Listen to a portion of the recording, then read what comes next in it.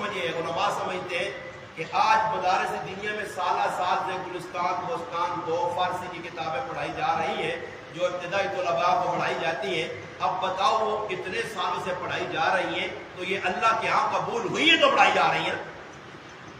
اب دیکھو مدارس دینیا میں جو علماء بن رہے ہیں ان کو ایک تفسیر پڑھائی جاتی ہے، تفسیر جلالین، مختصر تفسیر ہے، مختصر تمام تفاسیر میں بالکل مختصر تفسیر جلالین۔ اور یہ 2 استاد شاگرد بھی تھے، دوست بھی تھے، بھائی بھی تھے، علامہ جلال الدین سیوطی رحمت اللہ علیہ اور علامہ جلال الدین محلی رحمت اللہ علیہ۔ ان 2 نے 15 پارے کی تفسیر لکھی اور وہ الحمدللہ اتنی مقبول ہوئی کہ اب کسی طالب علم کو علماء کی فہرست میں شامل کیا جائے گا تو ضرور بالضرور اس کو جلالین تفسیر پڑھائی جائے گی، آج تک پڑھائی جا رہی ہے۔ اس کے مقابلے میں دربار اکبر میں 2 ملا تھے، نام تو ان کا ملا تھا، مولوی تھا،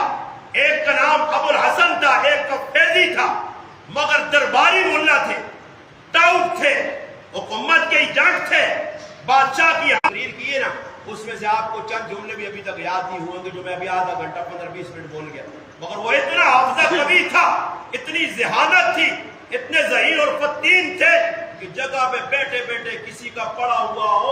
بڑا کلام قافیہ کی شکل میں سارا اخذ کرتے اور بادشاہ سے کہتے یہ کلام ہمارا ہے۔ بادشاہ کہتے تمہارا کیسے، یہ تو یہ پڑھ رہا ہے، کہا نہیں ہم سنا سکتے۔ وہ ایک بھائی اٹھتا، دوسرا بھائی اٹھتا، سنا دیتا، اور انعام وہ آدمی جس نے محنت کی تھی اس کی وجہ یہ دونوں بھائی لے اٹھتے۔ مگر تھے دربار پوری تفسیر میں بغیر نقطوں کے، اگر آپ کو میں 1 مہینے کا ٹائم دوں آپ 2 سطریں بغیر نقطوں کے نہیں لکھ سکتے۔ انہوں نے پوری تفسیر لکھ ڈالی اور دونوں بھائی شاطر تھے